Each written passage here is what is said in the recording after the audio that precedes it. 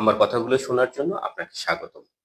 বর্তমান বাংলাদেশে দুর্নীতি ব্যাপক আকারে বিস্তার লাভ করেছে। সরকার বিভিন্ন পদক্ষেপ, জনসচেতনতা বৃদ্ধি এবং আইন কানুনের মাধ্যমে দুর্নীতিকে প্রতিরোধ ও রোধ করার জন্য বিভিন্ন পদ্ধতি ও ব্যবস্থা গ্রহণ করতেছে। কিন্তু কোনোভাবেই এই দুর্নীতিকে লাগাম টেনে ধরা যাচ্ছে না। দুর্নীতি দিন দিন বাংলাদেশে ভয়াবহ আকার ধারণ করতেছে। এই দুর্নীতি এখন বর্তমানে একটি সামাজিক ব্যাধিতে পরিণত হয়েছে। এই দুর্নীতিকে আমরা যদি এখনই প্রতিরোধ করতে না পারি, রোধ করতে না পারি, তাহলে অদূর ভবিষ্যতে বাংলাদেশের সমস্যাগুলোকে আরো বেশি প্রভাবিত করবে। দুর্নীতির ফলেই বাংলাদেশে ব্যাপক আকারে বিভিন্ন সমস্যা তৈরি হচ্ছে। এই নতুন নতুন সমস্যাগুলো দুর্নীতি রোধ করা গেলেই অনেকখানি কমিয়ে আনা সম্ভব হবে। দুর্নীতি রোধ করার জন্য কতগুলো ব্যতিক্রম ধর্মী পদক্ষেপ গ্রহণ করলে সরকার এই দুর্নীতিকে রোধ করতে পারবে।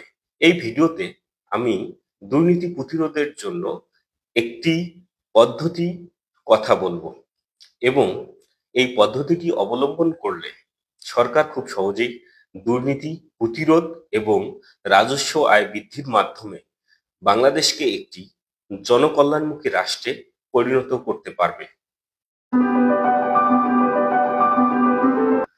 দুর্নীতি প্রতিরোধ করতে হলে কি করতে হবে? দুর্নীতি প্রতিরোধ করতে হলে অনেক ধরনের পদ্ধতি অবলম্বন করা যেতে পারে। ইতিমধ্যে সরকারিভাবে সরকার বিভিন্ন পদ্ধতি অবলম্বন করেছে।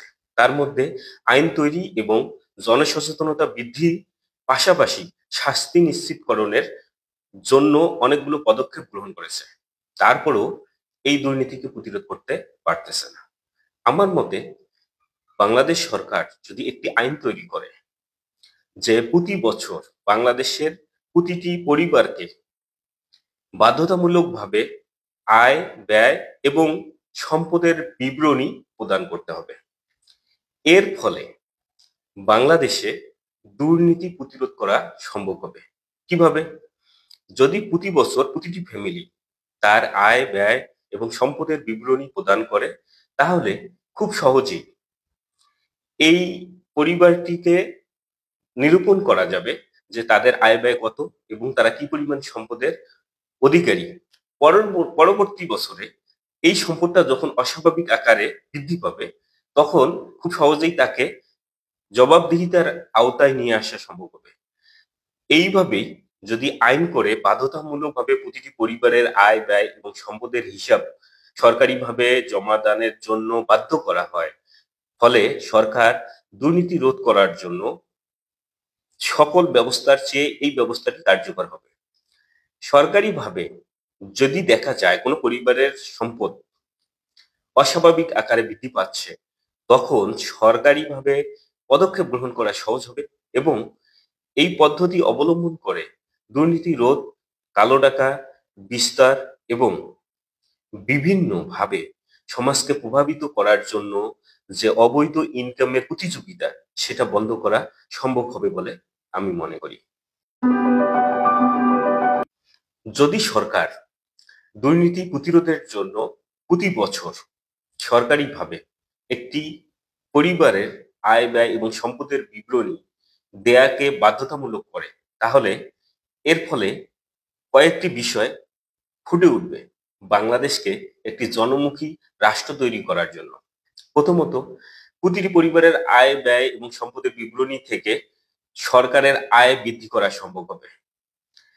এখানে সরকারের রাজস্ব বাড়বে, ট্যাক্স কালেকশনের পরিমাণ বৃদ্ধি পাবে, কালো টাকা প্রতিরোধ করা সম্ভব হবে, অবৈধভাবে ইনকামের যে রাস্তাগুলো রয়েছে সেগুলোর প্রতি বাধা প্রদানের একটা পদ্ধতি তৈরি হবে।